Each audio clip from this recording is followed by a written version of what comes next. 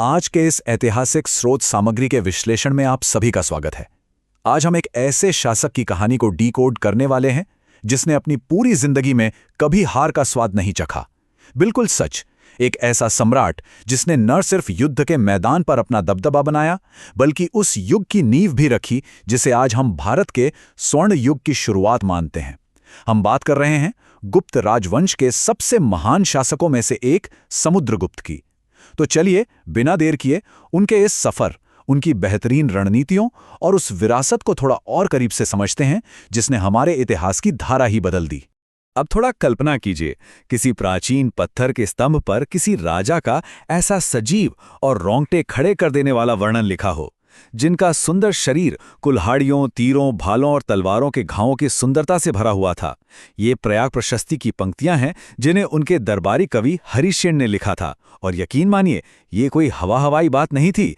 ये एक ऐसे योद्धा की असली तस्वीर थी जिसकी अजेय युद्ध क्षमता को देखकर ही इतिहासकार V.S. स्मिथ ने उन्हें भारत का नेपोलियन तक कह दिया था।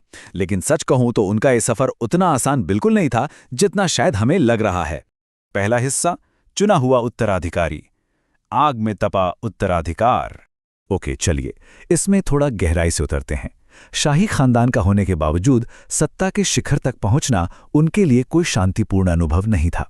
उनके पिता चंद्रगुप्त प्रथम ने समुद्रगुप्त की असाधारण प्रतिभा को देखते हुए उन्हें अपना उत्तराधिकारी चुन लिया था। पर जाहिर है यह फैसला बाकी भाइयों को हजम नहीं हुआ। नतीजा, राजकुमार खाचा के नेतृत्व में एक भयंकर विद्रोह भड़क उठा।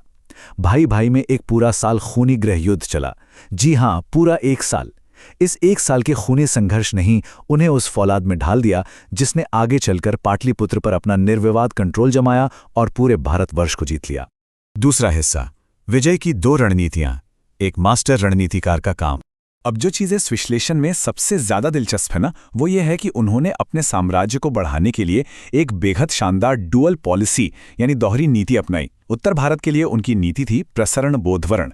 इसका सीधा सा मतलब था दुश्मन को पूरी तरह हराओ, उखाड़ फेंको और उनके राज्य को सीधे अपने साम्राज्य में मिला लो। लेकिन वहीं दूसरी तरफ दक्षिण भारत के लिए उनका अप्रोच बिल्कुल अलग था, ग्रहण मोक्षानुग्रह। मतलब पहले युद्ध में हराओ, उन्हें बंदी बनाओ और फिर उनका राज्य वापस लौटाकर उनसे भारी टैक्स और नजराना वसूलते रहो। एकदम मास्टर स्ट्रोक है ना।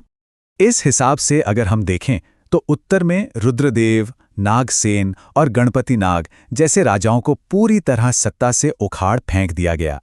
लेकिन दक्षिण में जब बात आई कौशल के महेंद्र या कांची के विष्णुगोप की, तो उन्हें हरा तो दिया गया पर उनकी गद्दी उन्हें वापस दे दी गई।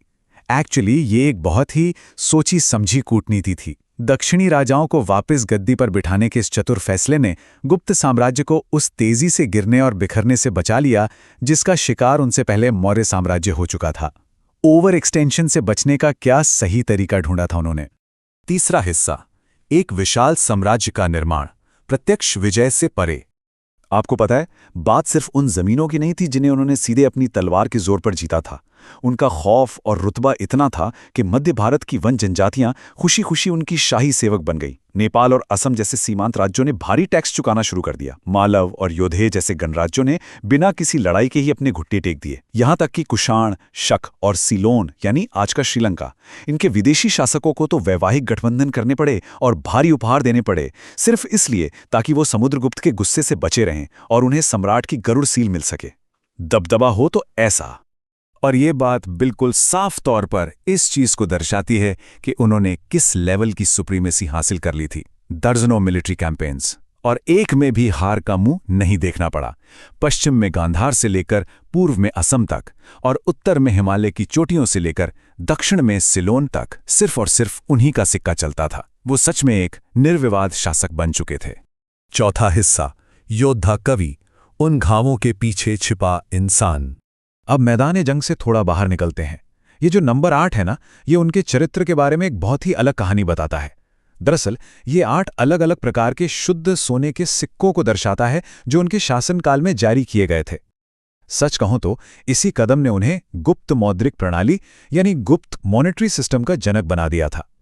और अगर हम उनके द्वारा जारी किए गए इन सिक्कों पर नजर डालें तो एक ही इंसान के दो बिल्कुल अलग रूप सामने आते हैं।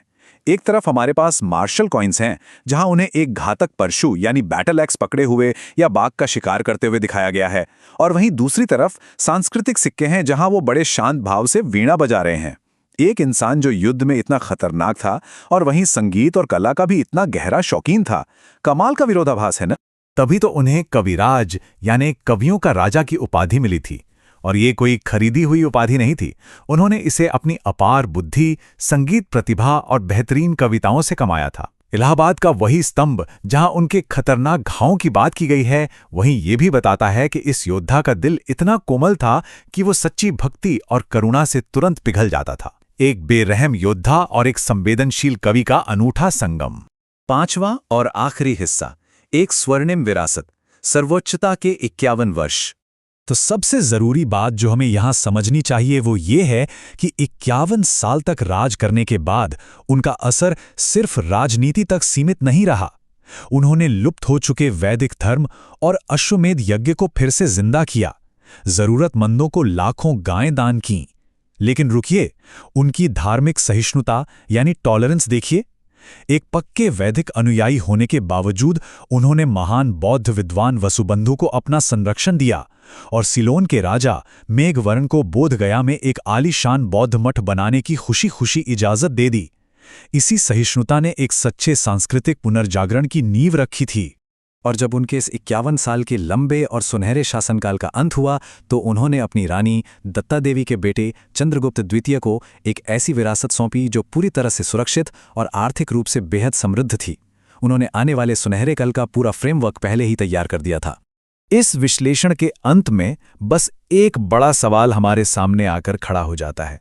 क्या समुद्रगुप्त की असली महानता उनकी उस तलवार में थी जिसने कभी हार नहीं मानी, या फिर उनकी असली महानता उस कला, संस्कृति और सहिष्णुता में थी जिसकी छाप वो हमेशा के लिए इस दुनिया में छोड़ गए? सोचिएगा जरूर। इस सफर में मेरे साथ जुड़ने के लिए बहुत बहुत शुक्रिया।